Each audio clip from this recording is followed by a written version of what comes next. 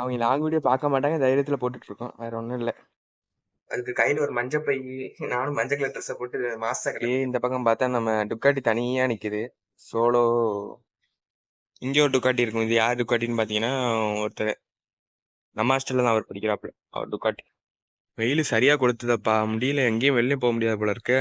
போயிட்டு குளிச்சுட்டு வரும்போதுக்குள்ள வேத்துரும் போல இருக்கு. அந்த வரைக்கும் வெயில் அடிச்சிட்டு இருக்கு.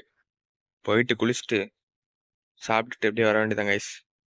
காய்ஸ் ஒரு வழியாக நம்ம ஹாஸ்டல்லேருந்து வண்டியில் கிளம்பிட்டோம் காய்ஸ். நம்ம போகிற இடம் கிட்டத்தட்ட ஒரு 10 கிலோமீட்டருக்கு மேலேயே வரும்னு நினைக்கிறேன்.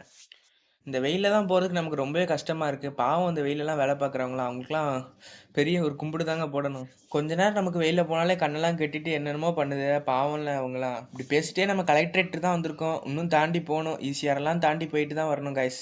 நான் பின்னாடி உட்காந்து வீடியோ எடுத்துகிட்டு இருக்கேன். லக்கியா நான் பைக் ஓட்டிகிட்டு இருக்காப்புல. வண்டியை ஓட்டுறத விட வீடியோ எடுக்கிறதாங்க ரொம்பவே கஷ்டம். கேமரா அங்கிட்டும் இங்கிட்டும் ஆடுது. மெயினாக நம்ம அந்த ஏரியாவுக்கு எதுக்கு போகிறோன்னா குளிக்கிறதுக்கு தான். குளிச்சுட்டு நம்ம ஏதாவது குடிக்கலாம் அப்படின்னு சொல்லிட்டு ஒரு கூலும் வாங்கிட்டோம். வழக்கமாக நம்ம வாங்குற கூழ் கடை இன்னைக்கு போகல. அங்கே இவர்கிட்ட போய் வாங்கணும். நம்ம தோசை மாவு பாக்கெட்லாம் வாங்கினா ஒரு கவர் கொடுப்பாங்களா, அந்த கவரில் கூழை ஊற்றி கொடுத்தாரு. ரேட்டு எவ்வளோன்னு கேட்டால் ஒரு 50 ரூபான்னு சொன்னாப்புல. பார்சல்னாலே 50 ரூபா தான் போல இருக்குது. வாங்கிட்டு நாங்களும் விட்டுன்னு கிளம்பியாச்சு. உங்களுக்காண்டி தான் நம்ம கமெண்ட் செக்ஷன் ஃப்ரீயாக இருக்குது. அதில் ஏதாவது போய் கமெண்ட் உங்களுக்கு பிடிச்ச கமெண்ட்டை போட்டு விடுங்க. அதுக்கு நான் ரிப்ளை கன்ஃபார்ம் பண்ணுவேன். நீங்கள் கேட்கலாம், இப்போ ஹாஸ்டல்லே தண்ணி வருமாப்பா, அங்கேயே குளிக்க வேண்டியதானப்பா அப்படின்னு.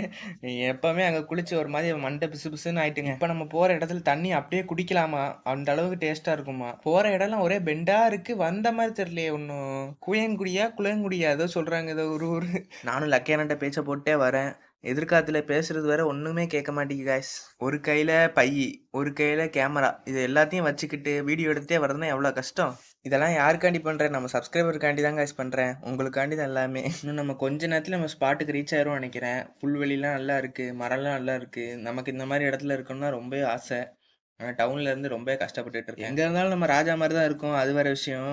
பாஸ் எப்போ பாஸ் நம்ம ஏரியா வரும் அப்படின்னு சொல்லிட்டு நான் வெயிட் பண்ணிட்டே இருக்கேன். வந்த மாதிரி தெரியல, வளைவு மட்டும் தான் வந்துகிட்டே இருக்கு. காய்ஸ் நம்ம ஸ்பாட்டுக்கு ரீச் ஆயிட்டோம். இது தோட்டம் மாதிரி இருக்கு, இதுல குளிக்கலாம், வண்டியை கழுவலாம், என்ன வேணாலும் பண்ணலாம். கரெக்டாக இப்போ ஒரு 9 மணிக்கிட்ட இருக்கும்னு நினைக்கிறேன்.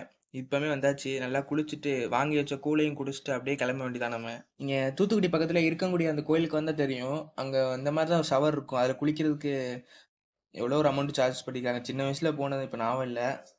இந்த மொட்டை போடுறவங்க, நேர்த்திக்கடன் இருக்கிறவங்களாம் அங்கே குளிச்சுட்டு தான் போவாங்க. அது எப்பவும் 20 ரூபாயோ 10 ரூபாயோ என்னமோ நினைக்கிறப்போ. இந்த மாதிரி லாங் வீடியோஸ் வேணுமான்னு கமெண்ட்ல சொல்லுங்க. அப்போ தான் அடுத்தடுத்த வீடியோ எனக்கு போட மோட்டிவேஷனாகவே இருக்கும். யாரு என்னடா வேலை பார்த்துட்டு என்னது? அவங்க லாங் வீடியோ பார்க்க மாட்டாங்க. தைரியத்துல போட்டுட்டு இருக்கோம். வேற ஒண்ணும் இல்ல. ஷார்ட்ஸா இருந்தா பாத்துருவாங்க. காய்ஸ் இன்னும் கொஞ்ச நேரத்தில் குளிக்க போகிறோம். தண்ணியை பார்த்த உடனே சட்டையெல்லாம் கழட்டி போட்டு வேகமாக ஓடுறேங்க குளிக்கிறதுக்காண்டி. இவ்வளோ நாள் தண்ணியை பார்க்காம ஏங்கிட்டு இருந்தேன். சிறப்பாக குளிச்சுட்டு கூலையும் குடிச்சிட்டு நம்ம கிளம்பியாச்சுங்க. வண்டியில் போகிறோம், காற்று சிலு சிலுன்னு அடிக்குது, முடியெல்லாம் பறக்குது. அசல் பிச்சைக்கார மாதிரியே இருக்கேன் இந்த நிலமையில. லக்கியானா ஏதாவது ஒரு கடையில் நிப்பாட்டுங்கன்னா ஒரு ரூபா எண்ணெயை மட்டும் வாங்கி தேய்ச்சிட்டு போகிறேன். முடி இப்படி இருக்கு. அவர் பார்த்தாப்புல, நீ சும்மாவா குளிச்சுட்டு வர, ஒரு இரும்பு கம்பியை கொடுத்து இந்த தூக்கிட்டு வாடா டி பிளாக் வரைக்கும், ராம்நாடு வரைக்கும் அப்படின்ட்டாப்புல. 10 கிலோமீட்டர் எப்படின்னா தூக்கிட்டு வருது, நான் ஒத்தாலே தூக்கிட்டு வருவேன்டா, நீ என்னடா தூக்கிட்டு வாடா அப்படின்ட்டு. உங்க அளவுக்கு நாங்கள் பெரிய கை இல்லை. இன்னைக்குள்ள நாள் ஒரு மறக்க முடியாத நாளாவே இருந்துச்சுங்க எங்களுக்கு.